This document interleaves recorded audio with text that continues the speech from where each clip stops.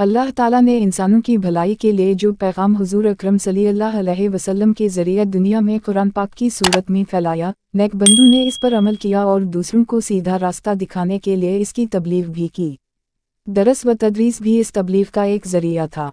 उस्ताद एक हौज़ के किनारे अपने शागिर्दों को दरस दे रहे थे कि इस दौरान एक बुजुर्ग टहलते हुए इस तरफ निकले। मुसाफिर मालूम होते थे, कपड़े गर्द में ऐंठे हुए और जूते फटे हुए थे। थोड़ी देर सुनते रहे, फिर बोले, इस किताब में क्या है? उस्ताद ने नरमी से जवाब दिया, हज़रत, हाथ से लिखी हुई इस किताब में वो कुछ है जो आप नहीं जानते। बुजुर्ग ने कहा, दिखाओ। फिर किताब हाथ में ली और पानी से भरे हौज़ में फेंक दी। उस्ताद परेशान हो गए, रोहान से होकर कहा, ये आपने क्या कर दिया हज़रत? मेरी सारी मेहनत ज़ाया कर दी। बुजुर्ग ने कहा, अरे रोता क्यों है, ठहर जा। ये कहकर हौज़ में हाथ डालकर किताब निकाली और उस्ताद के हाथ में थमा दी। किताब उसी तरह खुशक थी जैसे पहले थी। उस्ताद हैरान रह गए, पूछा, हज़रत ये क्या? बुजुर्ग ने कहा, मियाँ, ये वो है जो तुम नहीं जानते। ये कहकर बुजुर्ग तेज़ तेज़ कदमों से चलते हुए नज़रों से ओझल हो गए और उस्ताद गुमसुम खड़े रह गए। हौस बहाल हुए तो पीछे दौड़ पड़े और उनसे लपट गए। बच्चों, ये बुजुर्ग थे शम्स तबरीज़, असल नाम शम्स अल-दीन, और उस्ताद मौलाना जलाल अल-दीन रूमी के नाम से मशहूर हुए, जिनके बारे में आज आपको तफसील से बताते हैं। बचपन। जलाल अल-दीन रूमी 4 रबी अल-अव्वल 604 हिजरी 30 सितंबर 1270 को जुमा के रोज़ अफ़गानिस्तान के कदीम शहर बलख में पैदा हुए। वालिद शेख बहाओ अल-दीन आलम फाजल बुजुर्ग थे।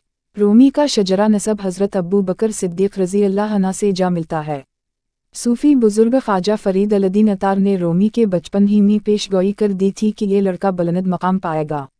रूमी ने इब्तिदाई तालीम अपने वालिद से ही हासिल की, फिर इनके एक मुरीद सैयद बुरहान अल-दीन जो अपने ज़माने के बड़े आलम और महक़क़ मुझे रूमी की तरबियत करते रहे। अफ़गानिस्तान से हिजरत। रूमी की उम्र तकरीबन 14 साल थी जब 1220/21 हमज़ा में अफ़गानिस्तान पर मंगोलों ने, जो बाद में मुग़ल कहलाए, हमला शुरू कर दिए। जंग व जदल के इन हालात से मुतासिर होकर इनके वालिद ने हिजरत का इरादा किया। बगदाद, हिजाज़ा और शाम से गुज़रे। आखिर सल्जूक़ी शहज़ादे अलाओ अल-दीन के क़बाद की दरख्वास्त पर जनूबी तुर्की के कदीम शहर कोनिया पहुँच गए। जवानी। 24 साल की उम्र तक मौलाना रूमी ने हिसाब, मंतिक़, तबैयत, सियासत, फ़लसफ़ा और अख़लाक़ियात के साथ कुरान व हदीस का बेगौर मुतालिया किया। मुख्तलिफ़ दरसगाहों से मज़ीद इल्म हासिल करते रहे और 34 बरस की उम्र में मुस्लिमा आलम बन गए। 27 जमादी अल-सानी 642 हिजरी 30 नवंबर 1244 को बुध के दिन जब मौलाना शम्स तबरीज़ से इनकी पहली मुलाकात हुई, इस वक्त इनकी उम्र 37 साल थी और शम्स तबरीज़ 60 साल के थे। इस मुलाकात ने मौलाना रूमी की ज़िंदगी में इनकलाब बर्पा कर दिया। मौलाना रूमी और दीनदारी।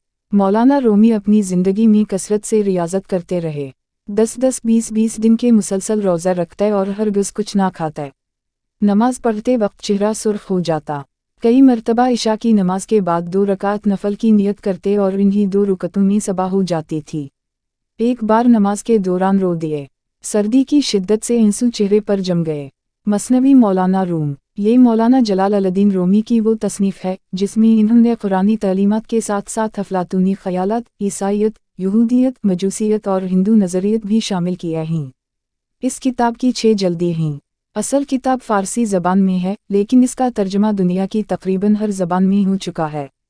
इसमें 2626 अशार हैं। रूहानी तरबियत के लिए ये एक बुनियादी किताब है। मौलाना रूमी अल्लामा इक़बाल के रूहानी मुर्शद थे। वफ़ात। तवील बीमारी, नक़ाहत और दरअसल तशख़ीस न होने की वजह से 6 जमादी अल-सानी 672 हिजरी 17 दिसंबर 1273 पर के रोज़ मौलाना रूमी वफ़ात पा गए। आपकी वफ़ात के एक हफ़्ते बाद आपकी चहेती बिल्ली भी मर गई। इसे आपकी कब्र के बराबर में दफन कर दिया गया। मौलाना के बाद इनकी पोती और इनके दूसरे बेटे सुल्तान वलद की बेटी एक अरसे तक अपने दादा के अफ़कार की नशर व इशाअत करती रहीं।